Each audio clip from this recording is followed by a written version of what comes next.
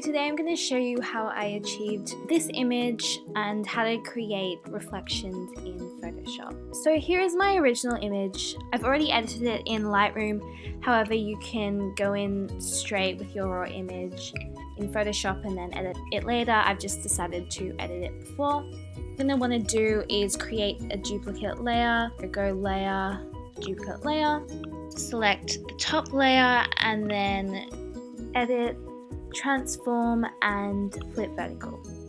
And now what you do is you cut this section out. So select it and press delete, and then you're gonna grab your layer and then just drag it down, line it up.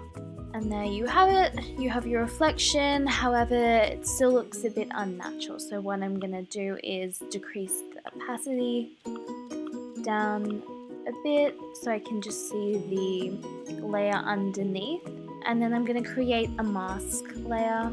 So I'm just going to press this button here, and what this allows me to do is use my paintbrush to paint back the layer underneath. So make sure your paint is on black, and I'm going to put my opacity on full, and as you can see I'm just painting back the pathway because I want that to show through.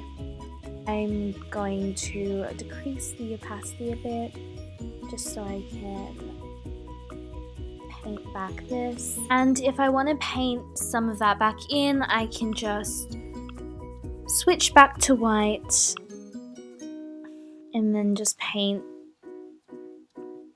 that back in if I want to, but I kind of liked how I had it before, so I'm just gonna leave that. When I'm happy with that, I'm going to merge these layers, and then my final step is grab the smudge tool so I can warp the reflection a bit to make it seem a bit more realistic. So I'm just gonna kind of drag it through. Might want to change up your brush size a bit just so it looks a bit more realistic.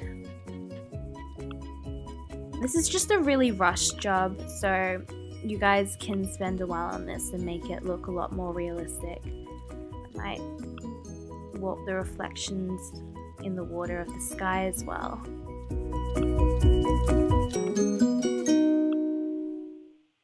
Great.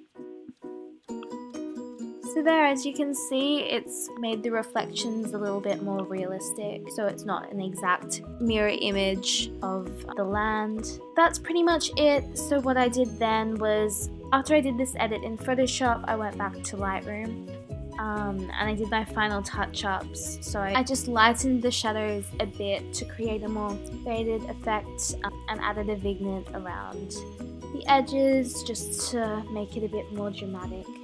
I hope you guys enjoyed this tutorial and learned something new. I will see you guys next week.